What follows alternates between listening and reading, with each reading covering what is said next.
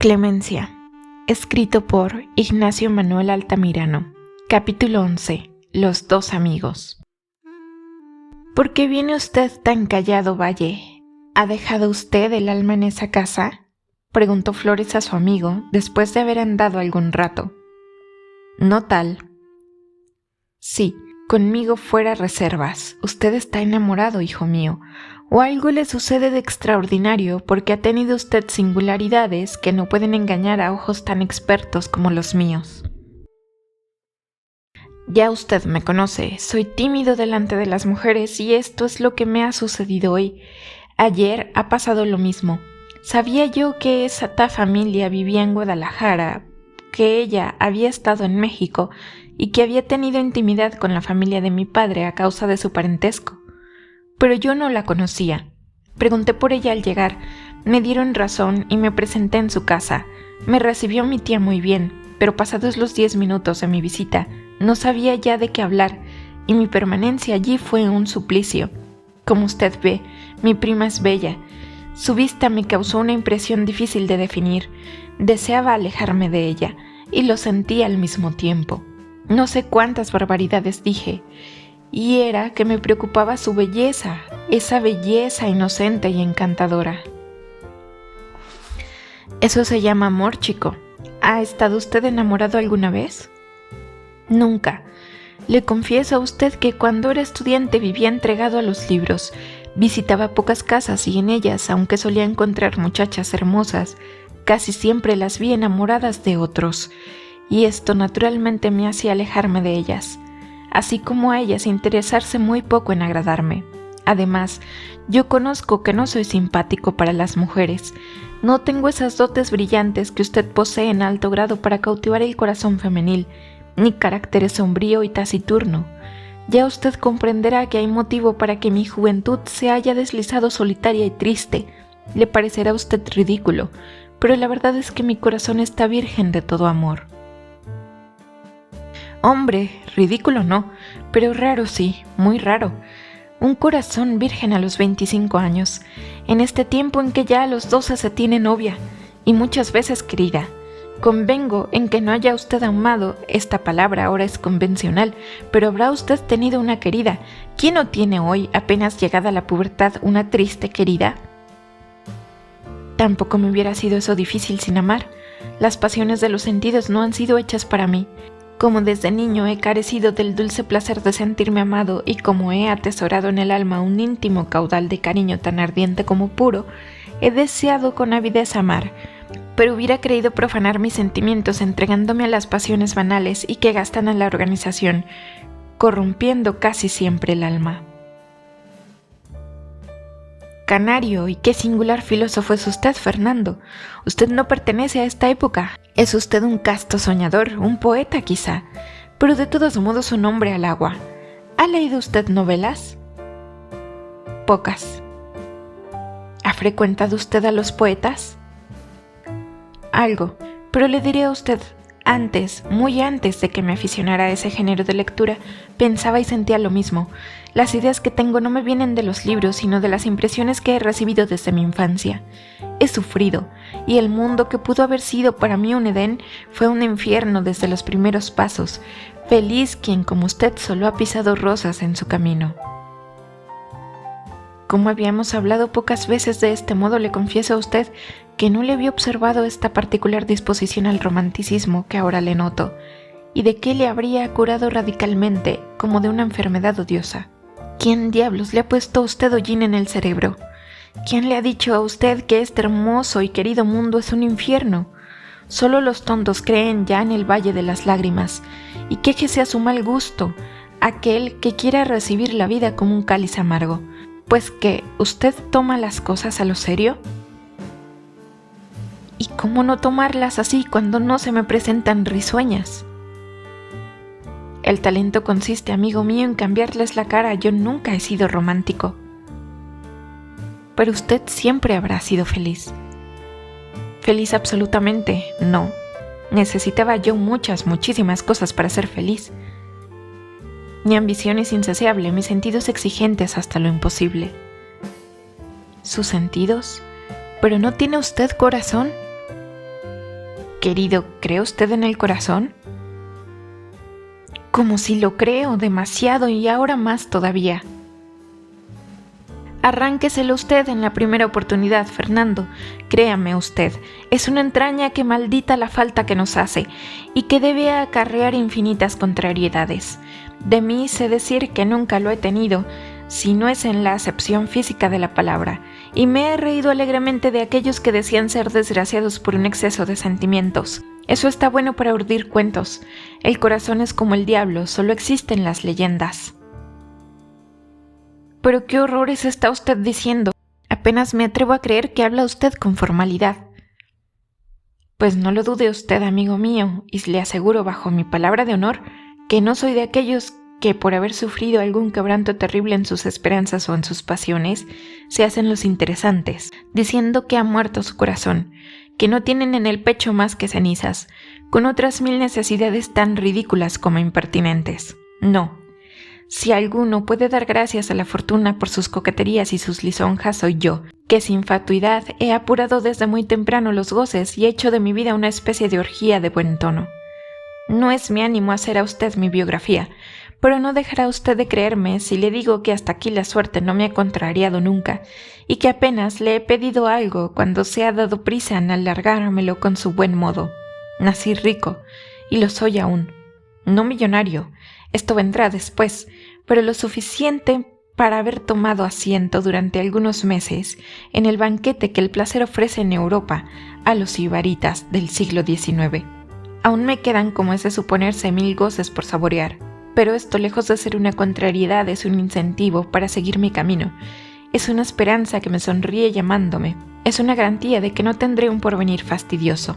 ¿Qué habría quedado para mis 40 años si hubiera agotado todas las delicias en la juventud? Volví al país y por algún tiempo no tuve otra ocupación que galantear. El galanteo es un entretenimiento interino y bueno cuando es provechoso. Yo soy más platónico y, con perdón de usted, creo que el platonismo es manjar de tontos, en este tiempo en que se vive tan presto.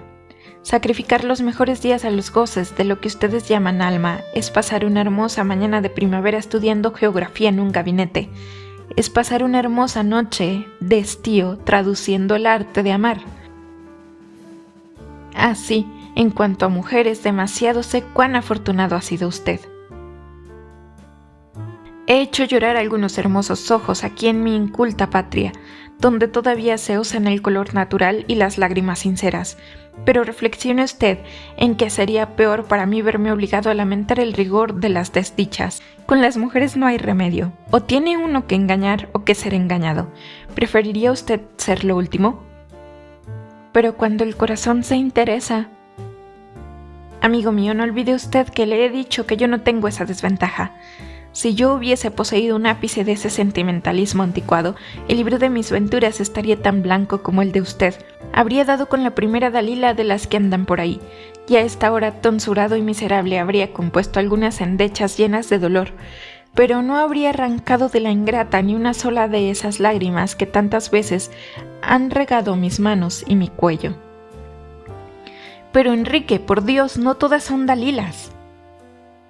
Todas, Fernando, todas. No lo son por maldad, lo son por naturaleza, inocentemente sin saber lo que hacen, tal vez sin quererlo, pero el hecho es que aun amando acaban con las fuerzas de un hombre, lo envenenan y lo entregan a los furores del destino. Desarmado, impotente, y el amor no debe ser más que el embellecimiento del camino de la ambición. ¿Me espanta usted? Yo creía que el amor era uno de los grandes objetos de la existencia. Yo creía que la mujer amada era el apoyo poderoso para el viaje de la vida. Yo creía que sus ojos comunicaban luz al alma, que su sonrisa endulzaba el trabajo, que el fuego de su corazón era una savia vivificante que impedía desfallecer. Poesía, poesía.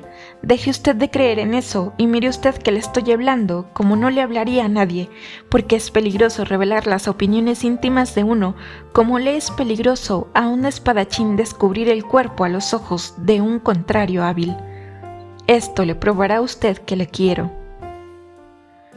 Pero dígame usted, Flores, con semejantes ideas cuyo origen no me es desconocido ya, ¿cómo es que sirve usted en el ejército, y en un tiempo como este, en que la república anda de capa caída?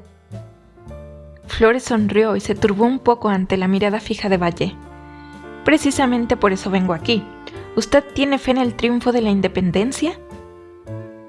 Tengo gran fe, una fe incontrastable.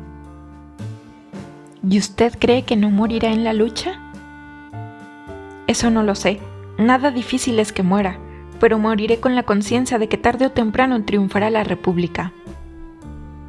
Pues bien, yo también tengo fe, y hay algo que me dice que sobreviviré a la guerra. Usted comprenderá que vamos a quedar muy pocos, y de esos pocos me propongo ser uno. El camino así se hace más corto, y yo llegaré a mi fin. De modo que el patriotismo entra muy poco en los propósitos de usted.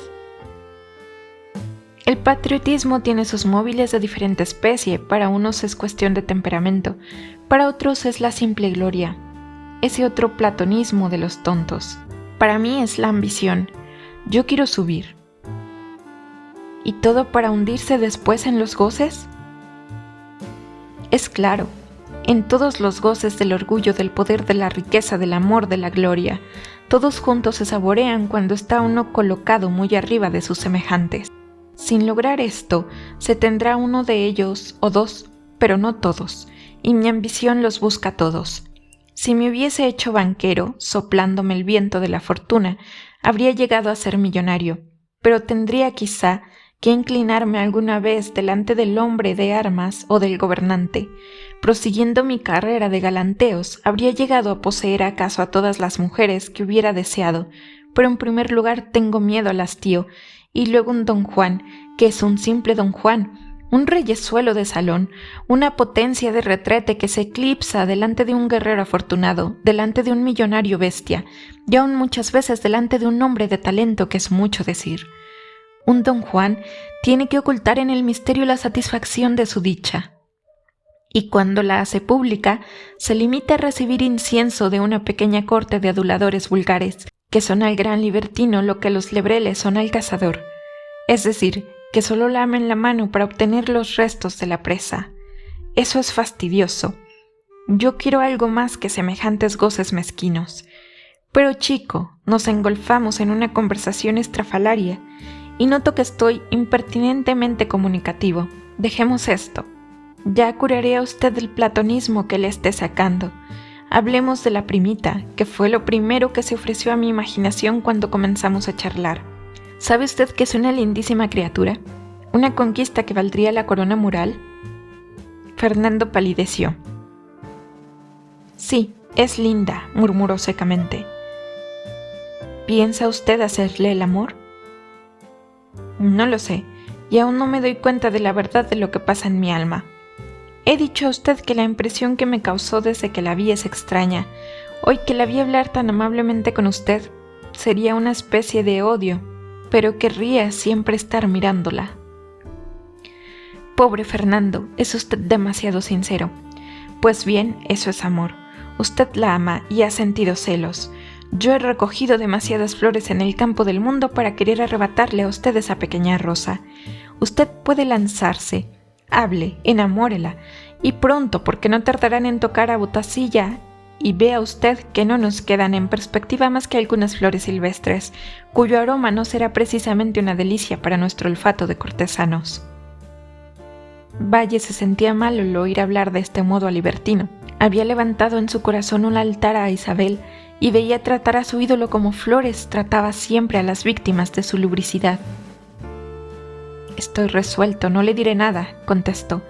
Esa joven no merece que dos militares como nosotros la hagan objeto de una distracción pasajera. ¿Por qué? ¿Porque es prima de usted? Pues hombre, las primas de uno. No diga usted más, Enrique, por su vida. Me causa pena que usted no vea en una mujer tan angelical más que un objeto de cruel diversión y de innoble placer. Platónico, usted se curará. Pero resueltamente la rubia es bellísima. Difícilmente a no estar usted a su lado me resignaría yo a no decirle nada. Así es que usted o yo, escoja. Con usted estará garantizada. Conmigo. No me atreveré a decir que la seduciría. Fuera a ser usted una ofensa. Pero seguro que llegará a amarme. Líbrela usted de mí. Yo me consagraré a la deliciosa morena. Esa me seduce, es una sultana en cuyos ojos negros beberé fuego. Vamos, decídase usted. Fernando pensó que su amigo hablaba sinceramente a pesar de su libertinaje.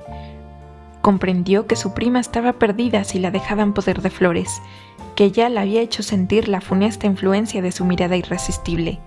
Comprendió que la única defensa para ella consistía en su amor que por otra parte parecía haber avasallado su corazón, tan rápida como imperiosamente. Además recordó la sensación dolorosa que experimentó al aproximarse a Clemencia, cuyos ojos negros le habían causado movimientos nerviosos, presagios de algún mal terrible. Dejar a esta beldad poderosa y fatal en lucha con Enrique no era una villanía, porque iban a encontrarse dos potencias igualmente fuertes, y después de todo, si alguna desgracia acontecía, no valía más que recayera sobre la altiva morena, sobre la leona aristocrática y soberbia, más bien que sobre la débil virgen que no parecía contar con fuerzas suficientes para luchar sin morir. Está bien, dijo Fernando resueltamente. Me consagro a mi prima. Haga usted la guerra a la hermosa de los ojos negros. Arreglado. Ahora pensemos en la maniobra. Volveremos a casa de la prima de usted, porque es preciso que me introduzca en la de Clemencia, pues no debo esperar a encontrar a esta siempre en otra casa que la suya. Una vez logrado, usted se quedará frente a su enemigo y yo frente al mío, y veremos quién domina la posición primero. Con tal resolución, después de haber paseado por varias calles solitarias, entraron en el cuartel, dirigiéndose Enrique al alojamiento del coronel y Fernando a su aposento, en donde se sentó pensativo y ceñudo. Capítulo 12. Amor. Isabel, en cuya alma no se había eclipsado un momento la imagen del gallardo mexicano, apenas estuvo sola se puso a pensar con toda libertad en aquella aparición que venía a derramar una nueva luz sobre su porvenir. En las organizaciones dulces y tímidas como la de Isabel, el amor comienza así, apoderándose rápidamente y con más fuerza a medida que es más débil el espíritu que domina. La joven comenzó a decirse todas esas palabras que, sin salir de los labios, causan rubor a las niñas y las hacen recelar las miradas y los oídos extraños, como si el fondo de su pensamiento y de su corazón pudiese ser visto, y como si el acento de su voz íntima pudiese ser escuchado. Qué interesante es, cuánta elegancia en su traje y en sus actitudes, qué delicadeza en sus maneras, qué valor se descubre en su carácter, qué talento en sus palabras, pero sobre todo sus ojos tienen algo que subyuga, que atrae, que penetra hasta el corazón. Y luego Isabel pasaba revista en su memoria a sus adoradores antiguos, los comparaba con Enrique, y aun haciendo todos los esfuerzos posibles para ennoblecerlos, para poetizarlos, para exagerar sus cualidades brillantes, los encontraba inferiores, los encontraba prosaicos, por más que evocaba en su favor toda la antigüedad del afecto, todo el orgullo del patriotismo. No había nadie igual a su nuevo amigo. Pero este hombre, añadía, no puede, no debe tener el corazón libre, es preciso, es seguro que ame a otra, que haya dejado en México a la querida de su alma, porque con tales cualidades sería absurdo suponer que no hubiese habido, no digo una mujer, sino 100 mujeres que le amasen. Y este pensamiento le hacía mal. ¿Y qué me importa después de todo que tenga amores y que le adoren en México o en cualquier otra parte? ¿Acaso yo puedo amarle? ¿Acaso él no es un ave de paso que durará aquí el tiempo que tarden los franceses en venir? ¿Acaso sabemos quién es? ¡Qué loca estoy por estar pensando en esto! Y procurando distraerse y hacerse ruido se sentaba al piano y ensayaba una melodía, pero la música ejercía luego en su espíritu su natural influencia, latía su corazón y la imagen del bello oficial venía a interponerse entre sus ojos y el papel de música extendido sobre el atril. Entonces se interrumpía, quedábase meditabunda otra vez y recordaba a Clemencia. Le parecía que su amiga había hablado de Enrique con más interés del que es natural respecto de una persona a quien se ve por primera vez. Le había visto dirigir a Flores frecuentes miradas y aún estaba segura de que había quedado impresionada fuertemente, y era de suponerse. Clemencia era una mujer de imaginación exaltada y ardiente, amaba también lo bello, ¿Cómo no había de haber encontrado digno de atención a aquel joven tan privilegiado? Pero Clemencia era orgullosa y dominadora, sabía disimular sus inclinaciones, y no quería por nada de este mundo cometer la debilidad de indicar con una sola mirada, con una sola palabra el afecto de su corazón. Así es que no había motivo para tener una rivalidad, por lo pronto, pues aunque Clemencia era acusada de coqueta hacía algún tiempo y gustaba de avasallar a todo el mundo, no lograría en este caso nada, interponiéndose como se interponía el amor de una amiga tan querida, y sobre todo, Enrique iba a estar enamorado dentro de poco tiempo, y eso bastaba. Tales eran las ideas que en tumulto se levantaban en el alma de Isabel, y cuando el pensamiento de su antagonismo con Clemencia la preocupaba más fuertemente, cuando suponía que su amiga, atropellando todas las consideraciones, había de acometer la empresa de subyugar a Enrique, Isabel se levantaba apresuradamente. Se ponía frente a uno de los grandes espejos que adornaban su salón, veía retratada en él su imagen y sonreía con aire de triunfo. Era bella, no con la belleza de su amiga, sino con una belleza más pura, más poética, más ideal. Enrique no puede enamorarse sino de una mujer que hable a su alma, pensaba. Pero inmediatamente, y cándida e inexperta como era, sentía que en las miradas de Enrique y en su sonrisa había algo que no era enteramente puro, algo semejante al deseo, algo que parecía abrazar, y la niña recordaba que sus mejillas se habían encendido y sus labios habían temblado y palpitado su corazón al sentir la influencia de esos ojos azules que parecían despedir llamas sobre todo aquello en que se fijaban.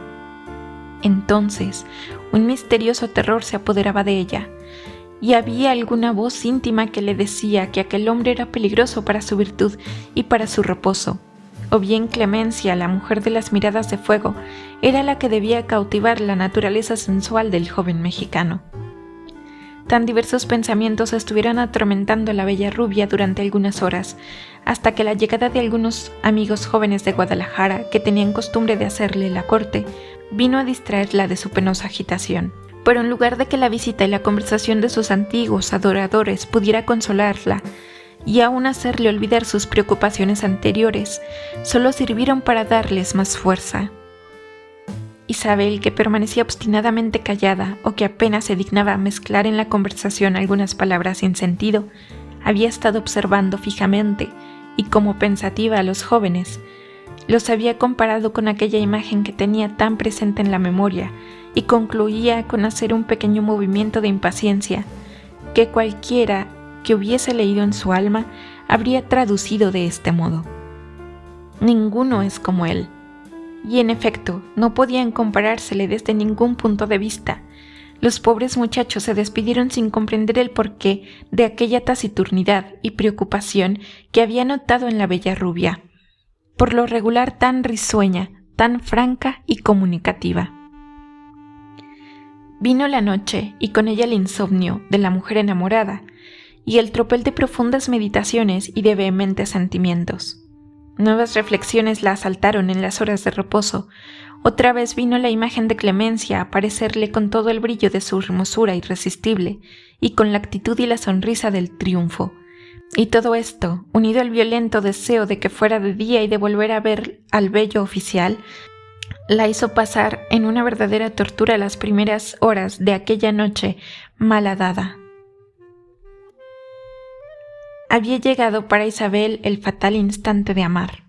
Los afectos que antes abrigaban su alma y que se habían apoderado de ella lenta y tibiamente, desaparecieron para dar lugar solo a ese amor imperioso que había venido como la tempestad y que había herido como el rayo. Todavía no era una pasión, pero sin duda alguna podía llegar a serlo, e Isabel lo comprendía en el vago temor que sentía al pensar en Enrique y que la obligaba a rezar para buscar apoyo en Dios contra ese sentimiento que parecía dominar su corazón de una manera tan desconocida como inesperada. Al día siguiente, Isabel estaba tan pálida, tan pensativa, demostraba tal agitación y tal malestar que su madre, alarmada, no pudo menos de preguntarle la causa de aquella novedad que era tan perceptible. Isabel pretextó un fuerte dolor de cabeza. Procuró ocultar a los ojos de sus sensaciones, fingiendo una alegría que a medida que era más extraordinaria, parecía menos natural. Vistióse con esmero y aún podría decirse con coquetería. Sentóse al piano, pero cambiando a menudo papeles y no concluyendo ninguna pieza que comenzaba. Más bien parecía agitada por una impaciencia febril que inspiraba por el numen de la melodía.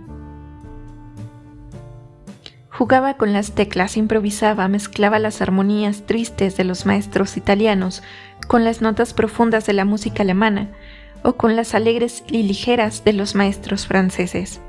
En fin, pensaba tocando y traducía en el piano sus pensamientos desordenados y confusos, y se volvía frecuentemente a la puerta, como si esperase la aparición que evocaba en lo íntimo de su alma. Así pasaron como siglos las horas de la mañana. Llegó la tarde e Isabel pensó salir a dar un paseo para distraerse, pero temiendo que su primo y su amigo no la encontrasen en caso de venir, prefirió quedarse sufriendo aquellos dulces tormentos de la expectativa y de la soledad. No se engañó. Dieron las 4 y la voz armoniosa de Enrique sonó en los corredores. El corazón de Isabel palpitó apresurado y cubierto de rubor el semblante. La joven miró a la puerta por donde en efecto aparecieron los 2 oficiales.